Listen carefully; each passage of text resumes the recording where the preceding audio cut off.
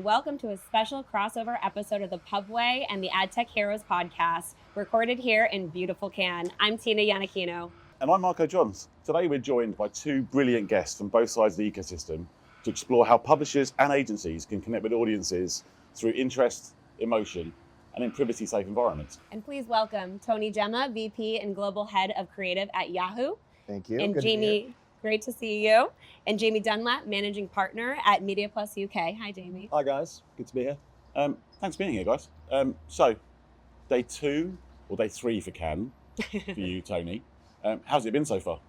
I got in early. I feel rested. How are y'all feeling? Today, it's second day for me and second day ever in Cannes. So yeah, Fantastic! Yeah, Happy first trip. Cannes. Thank you very much. What a moment to join. What a way to start, exactly. Yeah. How was your first day? What did you find yesterday? What did I find yesterday? Well, I guess first and foremost the beach, the Croisette, and then a very nice restaurant at the far end of the beach. Yeah, it was good. So, Jamie. Yes. Quick Jamie question. Yeah, far away. Real quick, I'm sure. Real quick. Yeah. How are you helping clients move beyond demographic profiles and start building those strategies for their real audience behaviour? Yeah. So I think the industry at large kind of acknowledges that demographics is how media is often traded historically. As an agency, we pivoted about 8 years ago to go after human behaviour, and created a behaviour consultancy that allows us to really understand human behaviour and how humans think, feel, act. At the end of the day, we're emotional beings. You don't say. the example I always give is on paper, Prince Charles and Ozzy Osbourne, the same person demographically.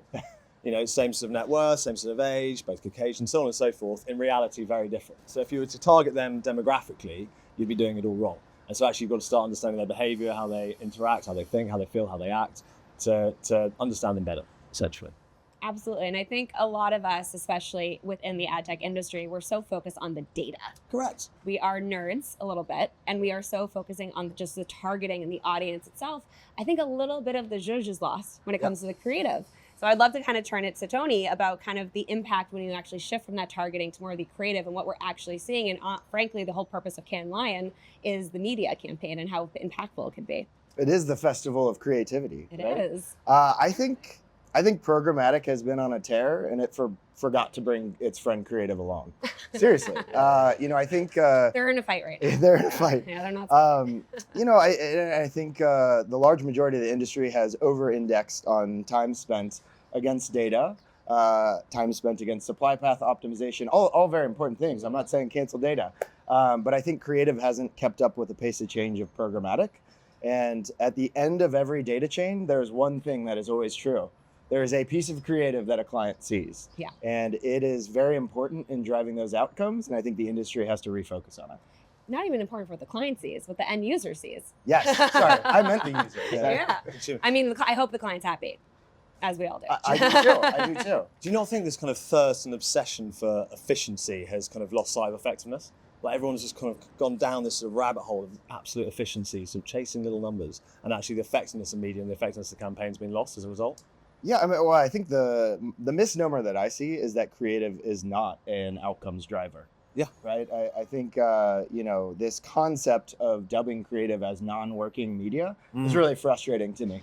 Right, because I think the value equation of saying I am investing all this time into my data strategy, I'm investing all this time into my measurement strategy, and not connecting that to a creative variable, creative element, and bringing that back. I think that's where the industry has really missed on creative as an outcomes driver. But we have come away in the last 15 years where digital has been, that's the rod built for digital's back. Yeah. If you think about how media worked 30, 40 years ago, starting with TV, into press and everything else, digital is accountable. And therefore, everyone got to a stage that accountability was the only thing that had to exist in digital. Correct. Therefore, you could buy a 16:34 adults TV spot, which would be 60% of the ratings. Yeah. Well, the other 40s, where's that gone? Correct. But if you did the same thing in digital, 100% on target has to be delivered by any given time. And the kind of classic media vanity metrics that everyone has historically obsessed about has just meant that everyone's just got some more and more targeted, but actually sort of lost sight of the broader opportunity. Exactly, and I think that's where we're here. So Tony, on to Yahoo in this, and obviously somewhere I know fairly well in terms of my life at Yahoo, is how does Connect ID help power that creative experience and that creative go forward. The devil's in the details. I mean, Yahoo benefits from having a programmatic stack in the DSP, but also being a publisher. And with those publisher assets, in the US, they have 232 logged in users, opted in users. Those are the types of, privacy centric data sets that we're looking to have. Somebody that says, yes, I'm okay for this value exchange, and I want to have more personalized experiences because of that. And I think that's the treasure trove of data that we sit on, that we can then understand our users and be able to action against them. And creatively, we've connected our creative platform into that data set so that we can activate for consumers and personalized experiences, which we find drive a lot more effectiveness.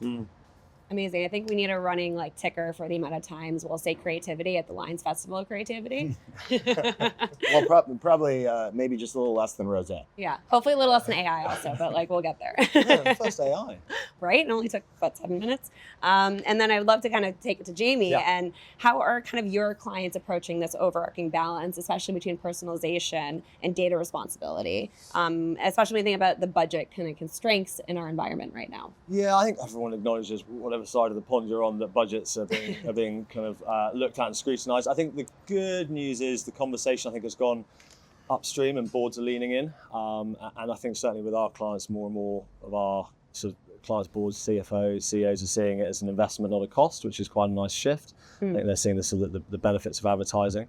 But I think in terms of the kind of personalisation versus mass piece, I think there's definitely a time and a space for personalisation.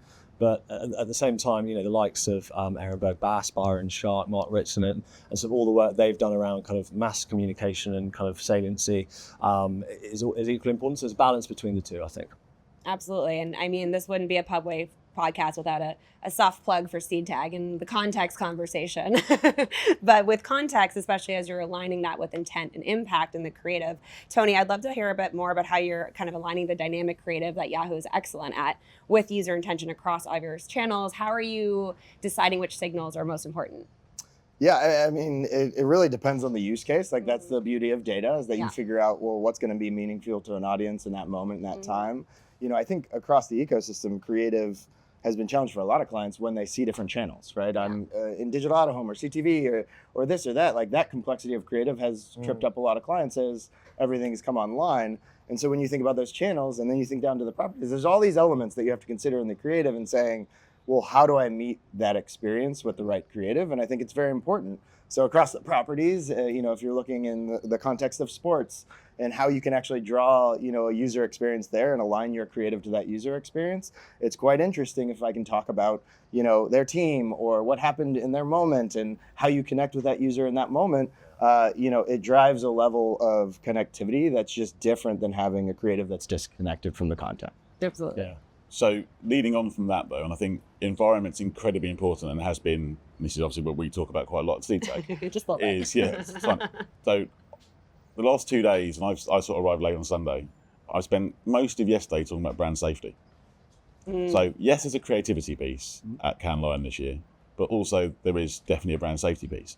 So for both of you, how does the publisher environment and that media strategy all come together to basically enforce what needs to be delivered in terms of brand safety and relevance for an advertiser or brand as you go forward? Yeah, I think for us, I mean, the brand safety piece, it's as important now as it ever has been, but it should be housekeeping, really. It should just be a given. And I think the relevance piece is kind of the next step. That's when you start moving into kind of more effective campaigns. I think our clients would just assume that any campaign we're running is going to be brand safe. And so the partners we work with, we just sort of almost just assume that's a given and a sort of hygiene factor almost.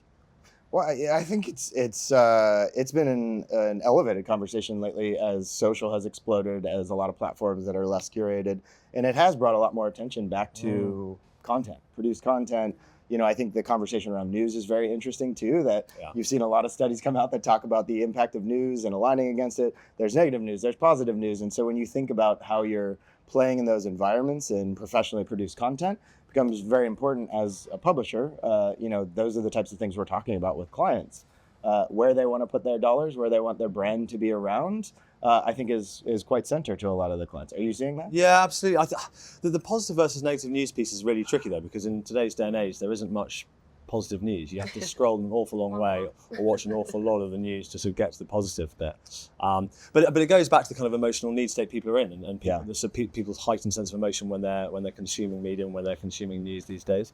And I think there's a time and place for it. But as you say, clients are worried about kind of aligning against the wrong content. This was part of the conversation I had yesterday, actually, which was understanding how emotionally driven and how much attention sits from a consumer being in that environment. So being somewhere that there's actually a study coming out at the moment in the UK with Newsworks and Lumen, which talks about how attention is up by sort of 25 points in a news environment. Yeah, and obviously Newsworks have an invested interest in that for obvious reasons, but ultimately, Lumen are doing that from a sort of third party attention. Well, and that's because people are leaning into because they're emotionally searching for where they want to be, and it's a time of consumer. They're sitting in a place where they are actually searching out, and maybe they are looking for good news stories and scrolling deep into a business. But ultimately, that's somewhere where I think that's going to keep picking up and will gather steam, I think, over the next year or so. I think the attention economy is absolutely kind of crucial right now, and rightly so. I think the work that the likes of Lumen are doing is brilliant. I think, not every impact leaves the same impact, not every impression leaves the same impression, and I think actually attention is what the metric of attention is what our clients are interested in a lot more than some of the vanity metrics previously. Absolutely. And when you think about that emotional relevance and how it's truly driving attention, there's so many media signals available at our disposal, at our fingertips. As I said before, us being data nerds, how are you defining that relevance in a way that really resonates emotionally? Yeah, I think throughout the day we obviously go through different sort of forms of emotion. Sometimes we're happy, sometimes we're sad. You don't say. Sometimes we're energized, sometimes we're not. That's can lie. That's can. Yeah, exactly. It's a roller coaster. Depending on if you're on the coffee or the rosé. It's Jamie's life yesterday on Yeah, exactly. 3 kids and a kitchen extension in my life is but I think therefore that gives us the opportunity to talk to people in different environments based on their need state and their emotional state. You sometimes want to be in front of a consumer when they're energized, when they're leaning in, but actually equally there's an opportunity to be in front of them when they're more relaxed and when they're leaning back. And I think sort of the signals, and that's something that AI can start to help with, the signals in terms of their emotional state then gives us the opportunity to put the right creative in front of them at the right time. Yeah, which truly delivers the results that we're all looking for. Correct. Yeah. What I think on the attention side too, like it just or expanding upon that, is that I think there's not as much focus on quality and creative in the performance side of the equation. And I think that's very important, right? We ran a study with our friends at Magna, and it was just talking about little changes to creative quality as you think about performance signals, and it keeps people around. It keeps people engaged in the creative. And so I think there's this combination of things that you have to bring together for that experience that all matter, right? That all meet that consumer in the moment, that bring more attention to the ad, that allow them to engage with it. So I think there's a lot of considerations that people are overlooking when it comes to how all these moments meet in a creative. Yeah, absolutely. We kind of lose the forest for the trees a little bit. But both in terms of the creative itself, but also the copy within that. So something we've started doing a lot for clients, and a product we're pushing out as an agency is behave copy. So tailoring the copy with using AI to their particular sort of need state, but also using things like social proof, relevancy, herd theory, scarcity value, and making sure that the copy itself is actually relevant to that person. And that can be done on their phone, but it can also be done at scale with things like out of home. So, Absolutely. Birmingham, you are the biggest user of X amount, and all of a sudden people start leaning in based on that social proof. So tailoring the copy based on their behaviour as well. Which is an amazing sort of step to go back to exactly where we started this, was to go from a business point of view, there's more data. Yes. It's even more accountable, and it's even more trackable in terms of where you are in digital. And I think we're using it for good rather than being sort of beaten with a stick of accountability. It's going, how do you make things perform better, as opposed to being measured versus that to ultimately at the ROI. Yeah. What we're all fundamentally trying to do is get a product in front of someone that we feel they need, whether it's a product or a service, at the right time. And so, the more data we have to do that in an effective way, the better. Not chasing them around the internet. So on that note then, just to sort of wrap a few things up, to go, if there's one mindset then, taking into account and what the industry needs to either shift or needs to embrace to win audiences or new audiences in this sort of new era, creativity, data, wherever it may be, where would you go and what do you think it could be to either of you? I think all of this requires the industry to pay more attention to creatives. So, there's a lot of different ways that we can optimize that experience, that we can do it. It requires us to focus on that and, really think about creative as a driver of that end account of how do I get my products in a consumer's hands. So I would say that concept of stop thinking about creative as a non-working component and really think about how it ties to your outcomes. Yeah. I completely agree. And I think just probably my view on it would be almost to build on that, which is breaking down the silos. So creative agencies, media agencies, partners, publishers working together, because that's going to be the most effective way to do this. Bringing everyone into the same room rather than seeing it as kind of tranches in its own right. Yeah. It's a group project. How many years at Cannes do you think we've talked about bringing creative and media? Yeah. Seriously, but maybe this is it. But this is the year. Like, I have a feeling. Or it's the year of mobile, whichever one you go with. Oh my God. Although Jamie, it did take us about 15 minutes before anyone mentioned AI.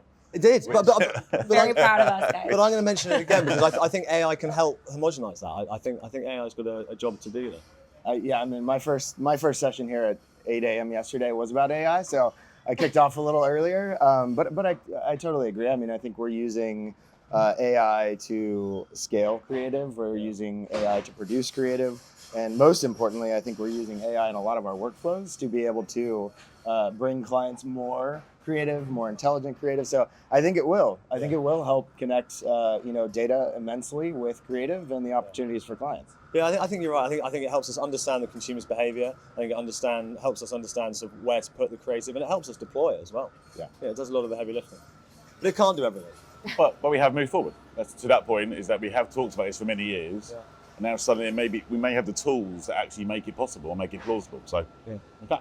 Yeah, as an industry also, I think we're all learning in real time. I think our industry is very good at building the plane as it's already in flight. We've quite adapt to that. Very true. Yeah. No, very versatile.